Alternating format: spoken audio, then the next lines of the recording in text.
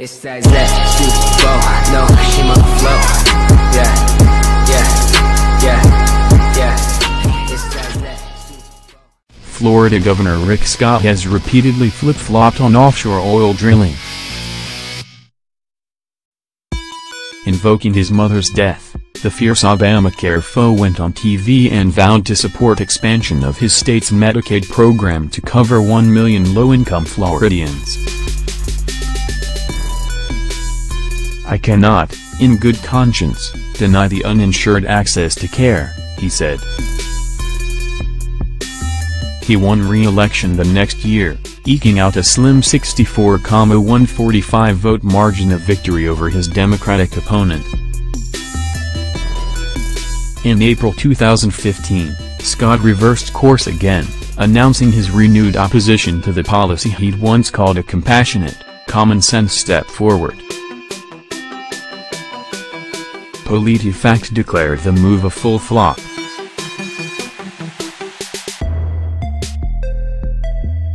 A month later, AP reported that Scott conceded his prior support for Medicaid expansion was all a ruse, to win a federal waiver for Florida, which he later claimed was a mischaracterization of his remarks. Now Democrats and environmentalists are accusing Scott of yet another about-face in the lead-up to his widely expected challenge to Sen. Bill Nelson, D. Florida, this year.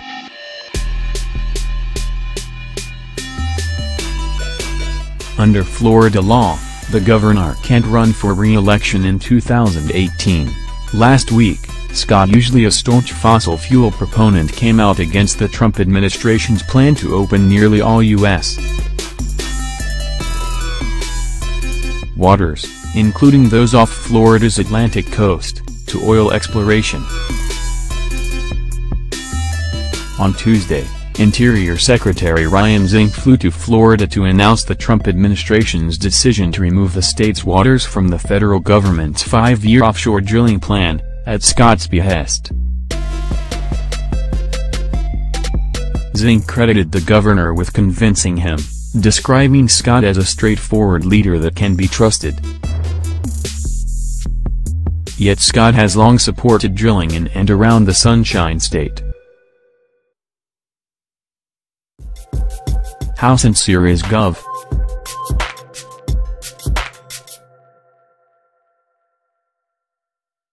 Scott's position on offshore drilling, on a scale of 1-10? Said Jim Gross, executive director of Florida Defenders of the Environment, referring to Scott's announcement last week. "I'd give him a 0.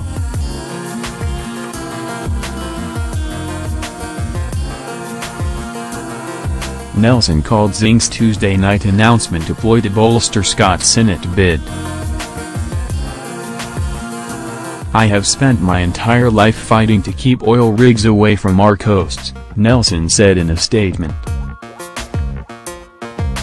"This is a political stunt orchestrated by the Trump administration to help prick Scott, who has wanted to drill off Florida's coast his entire career." Democratic leaders sound ready to make that point repeatedly.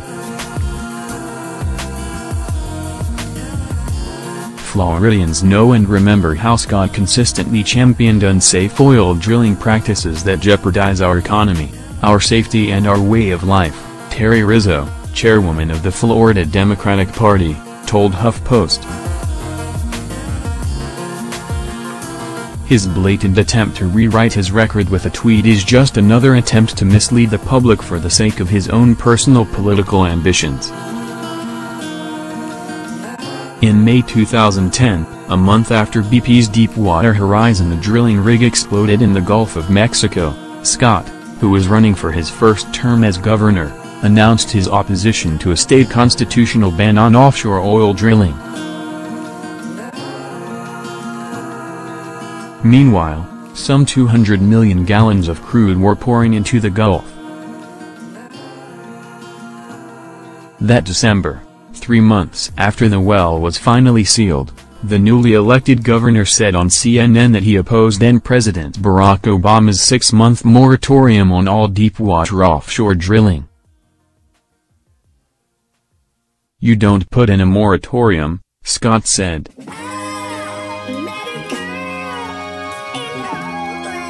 "Let's figure out how we can do it safely because we cannot afford to mess up our beaches or our economy." In a roundup of his statements published a day later, Florida-based PolitiFact said Scott had stuck to his oil drilling script. In September 2011, Scott threw his support behind GOP presidential candidate Michelle Bachmann's plan to drill for oil in the Florida Everglades. He walked back that statement hours later.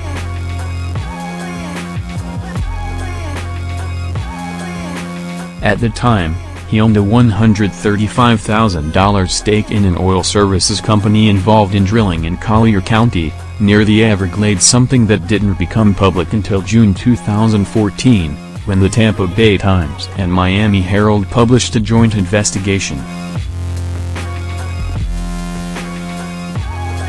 In the years since, Scott has stayed mostly mum on offshore drilling. President Donald Trump signed an executive order in April instructing the Interior Department to review the federal government's current 5-year program for leasing oil and gas rights, which was finalized in November 2016 by the Obama administration. In May, Scott refused to comment on the order.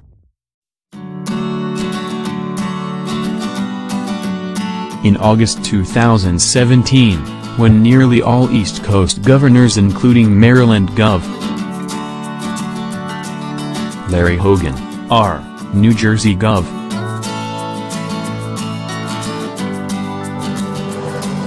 Chris Christie, R., and North Carolina Gov.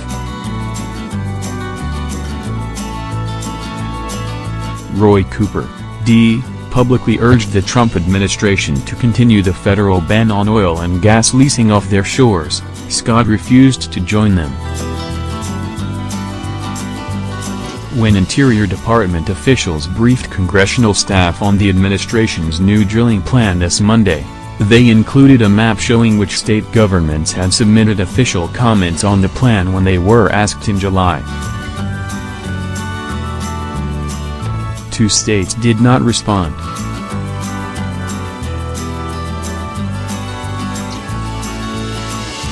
But only the Scott administration did not take a position. But environmental issues could take center stage in this year's Senate race. Nelson, a 3-term incumbent, scored 100% on the nonpartisan League of Conservation Voters 2016 ranking. So in October, the Scott administration, described by one environmentalist as a miser on the state budget, suddenly proposed spending $1.7 billion on environmental projects, an increase of $220 million from the previous year.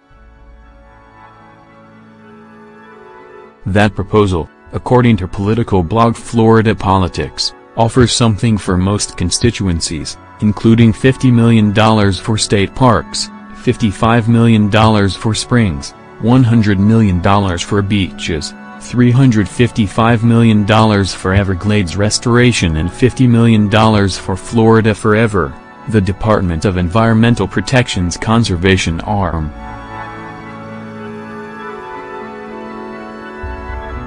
Scott continues to reject the science behind climate change. Yet in an attention-grabbing turnaround in November, his administration acknowledged the reality of rising sea levels and requested $3.6 million for coastal resilience projects in his proposed $87.4 billion budget. The previous month, Tallahassee Mayor Andrew Gillum, a Democrat, dubbed Scott the election-year environmentalist. The eastern Gulf of Mexico could be very attractive to industry because of the proximity to existing infrastructure in the central and western Gulf of Mexico, the National Ocean Industries Association, a trade group representing the offshore oil and gas industry, said in a statement. Investing in the Eastern Gulf could yield results: new jobs, new oil and gas production, and increased energy security quicker than investing in other offshore areas. On page 32 of the Interior Department's draft plan, the agency outlined its proposal to open federal waters starting 9 miles off Florida's coast to drilling.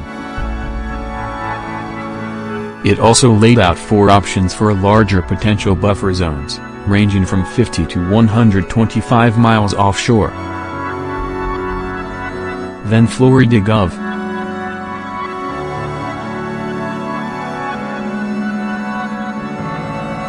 Jeb Bush, R., proposed allowing drilling beyond the 125-mile mark in the Gulf in 2005. He lost that battle after environmentalists mounted a fierce challenge. Currently, drilling can take place starting 225 miles off Florida. It was music to my ears to hear that Gov.